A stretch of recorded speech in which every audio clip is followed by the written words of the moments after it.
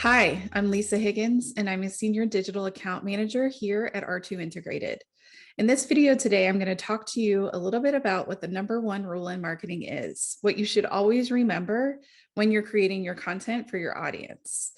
So what you should always remember is that it's not about you. Your marketing is not about you at all. It's about your customer, and it's about what they care about. I know that it sounds harsh, but I promise you this strategy will provide results.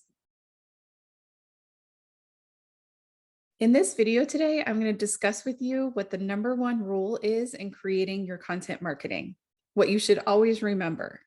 And that is that your marketing is not about you. I know it may sound harsh, but this strategy will provide results. Let's dive into this subject. In today's digital world, content is being created and curated at lightning speed. You may be asking yourself, how do I make my brand stand out? How do I rise above the noise? How do I make my product relevant to my target audience? It is our responsibility as marketers to deliver meaningful and intelligent content to our customers, to give them information that empowers them to learn, encourages them to understand, and provides value in their day-to-day life. So now you may be asking yourself, how do I do that? Well, the answer to that question is easy. Make your marketing about them. Take yourself out of it. When marketing your brand, it's important to keep your customer at the top of your mind. An easy real-life example that most of us have experienced is getting ready to sell your home. The first thing that your real estate agent is going to walk you through is depersonalizing your home, taking your family photos off the walls, putting some certain personal effects away, or possibly putting them in a storage unit. And this is all so that the potential buyer can see themselves making their memories in your home. It's about seeing themselves in this space. It's no longer about you. So the same rings true when marketing your brand. It's really not about you. Take your ego out of it. That simplifies the process. The reality is that our customers don't care about our message or our values. They're out living their lives. They care about how your product is going to help them and how their life is going to be improved because of your product or service being a part of it. So you may be asking yourself, how can I implement this strategy? Well, there is a list of 5 questions that I can share with you that will help you. So you may be wondering what questions you can ask yourself to keep your headspace and your team aligned to this strategy. There's actually a list of 5 that I'm going to share with you today. But before we dive into those, I want to remind you to please keep yourself and your team ruthless with your answers. Be honest with yourselves. You'll get a better result that way.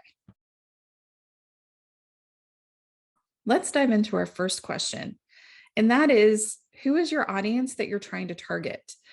When thinking about this one, really try to understand your customer persona. What is their age? What do they like to do on the weekends? Do they have any hobbies? Are they retired or are they working? Do they enjoy traveling? I know this may seem a little elementary, but I promise you it helps to get to know your customer and how you can target content to what they're looking for. Let's move on to our next question, and that is, what is your customer's point of pain? Now that you've identified who you're talking to, now is the time to understand the problem that you're trying to solve for them with this particular piece of content. The best way to do that is to go back to the basics. Remember why your product or service was created, and then go back to the subject of this article and tie the two together. Now is the time to confirm that this messaging leads your customer to possibly understand more about their problem. Maybe it gives them additional options on helping them solve their problem. Or maybe it helps them understand how your product or service stands out above the rest. Question number 4, is this content being delivered to our customer when and where they need it?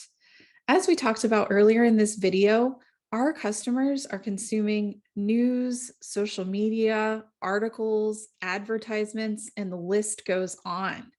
So when thinking about this one, go back to the customer persona we identified in question 1. Think about where they're consuming their content. Are they seeing it online, or are they seeing it more in traditional media? This will help you identify the best place to put your content, so that way your customer is going to see it.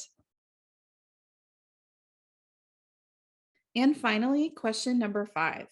With this content, will you be achieving your goal of improving knowledge and understanding, providing value, or making the customer happier by consuming this content?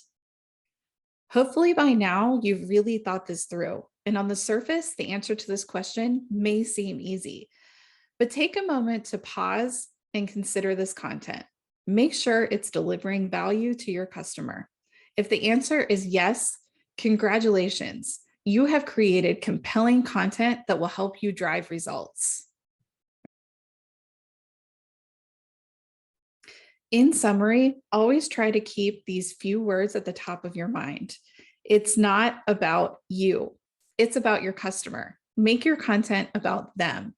If you keep these at the top of your mind, I promise you, you will start to see results.